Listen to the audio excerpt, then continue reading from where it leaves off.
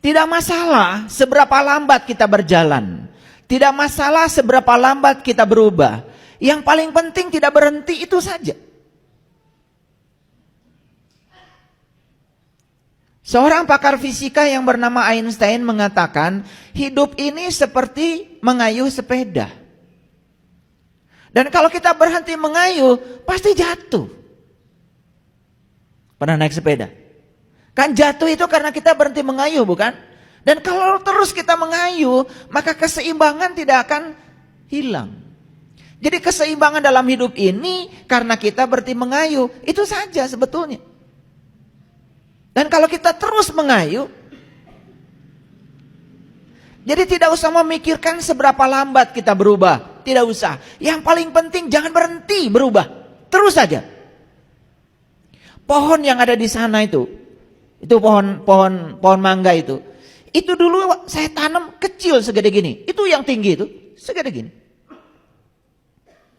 Dan kalau kita tatap sekarang pohon itu, walaupun dia sedang berubah, perubahannya itu tidak akan bisa dideteksi oleh mata kita secara lahir. Tapi perubahan itu baru nyata setelah 2 tahun, 3 tahun. Seperti itu alam semesta mengajarkan perubahan.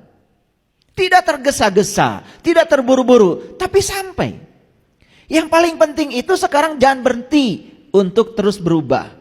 Walaupun kecil-kecil tapi terus berubah. Jangan berhenti belajar. Karena orang yang berhenti belajar langsung jatuh menjadi orang bodoh. Tetapi ketika dia terus belajar, walaupun sedikit-sedikit, status dia tetap jadi orang pintar. Karena orang pintar itu bukan orang yang mengoleksi sejumlah pengetahuan, tapi yang tidak pernah berhenti belajar.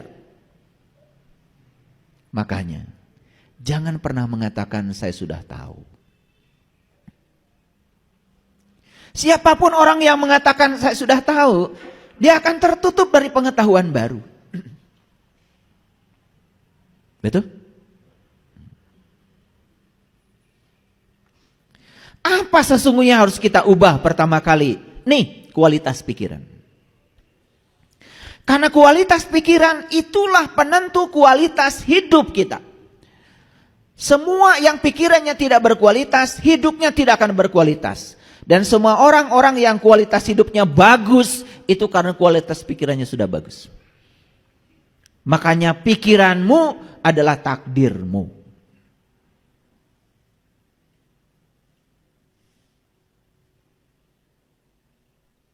Dan pikiran itu bukan buatan Allah.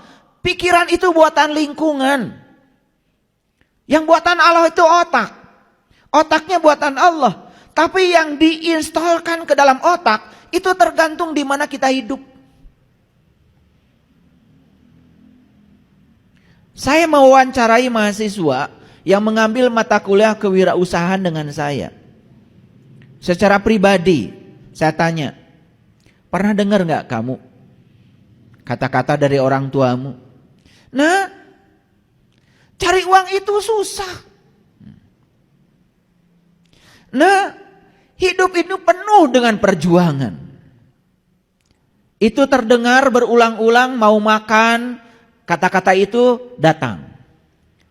Ketika minta uang jajan, langsung dapat khutbah. Khutbahnya, nah, cari uang itu susah. Hidup ini penuh perjuangan. Terus dikatakan begitu, terus berulang-ulang. Apa yang terjadi? Kata-kata yang diulang-ulang itu akhirnya masuk di subconscious mind, long term memory anak kita. Terbentuklah dalam otak mereka itu sebuah paradigma buat cari uang itu susah dan hidup penuh perjuangan. Makanya anaknya ketika sudah dewasa, cari uangnya susah dan hidupnya penuh dengan perjuangan. Itu doanya orang tua yang tidak disadari. Dia doakan setiap sholat, semoga anak saya jadi anak yang soleh, berguna bagi nusa dan bangsa. Doa itu dilantunkan 5 kali setiap sholat. Tetapi mengatakan hidup susah dan penuh perjuangan puluhan kali. Mana yang akan jadi? Yang puluhan kali, ada proses repetisi di situ. Tapi orang tua menganggap itu bukan doa. Dan itu yang akan terjadi. Apa yang terjadi?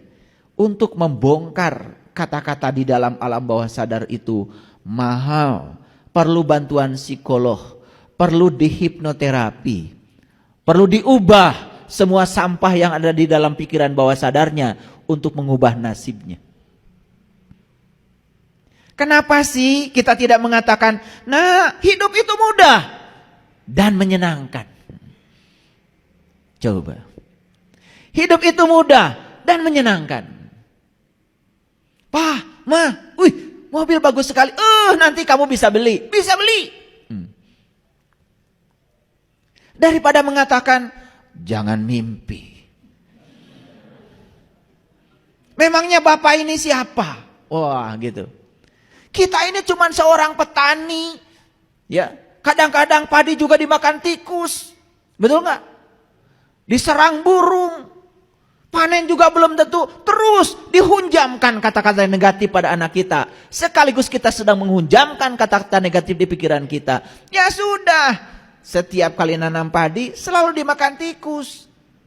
Karena dia itu memang sedang berdoa semoga padinya dimakan tikus. Dengan kata-kata tadi. Cuman kita tidak pernah sadar. Itulah kualitas hidup kita, tergantung kualitas pikiran kita.